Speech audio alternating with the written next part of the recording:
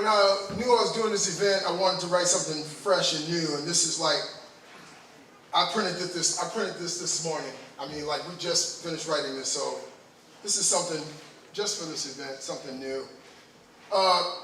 The reason why you have to vote is because the problems that we have in this world are bigger than just our own country, and we got to put ourselves in position to, well, if you want your children and your grandchildren to live, here you go. 1968. What a year. With so much to remember, some things are bound to slip through the cracks of memory, left off the pages of history books. MLK and RFK shot, dead, killed, assassinated. North Korea seizes the Pueblo. North Vietnam launches an offensive in celebration of a Lunar New Year. Boeing's 747 launches the term jumbo jet. Tommy Smith and John Carlos raise their fists and make the Olympics must-see TV, dragging America's racial injustices before the world. Kirk kisses Uhura, and TV again goes where no nation has gone before, but now has, as Apollo 8 circles the moon.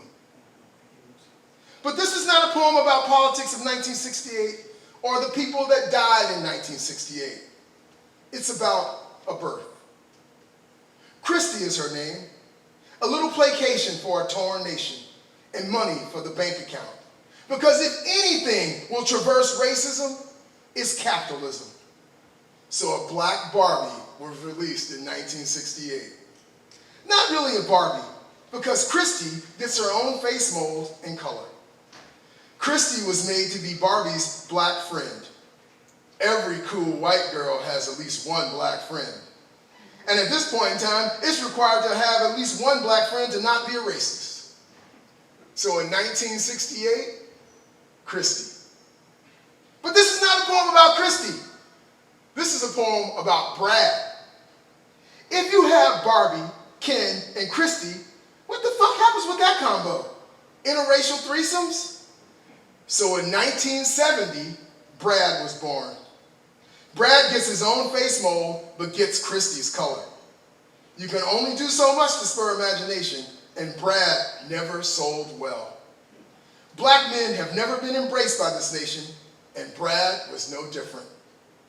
Consequently, when a session of make-believe in sandbox dunes ended in a thunderstorm-driven hasty retreat, a Brad was lost. Years passed, and the park was rezoned, and a backhoe unearthed Brad. But this is not a Toy Story poem about reunion. In fact, when Brad was wrested from the pit, an arm was lost.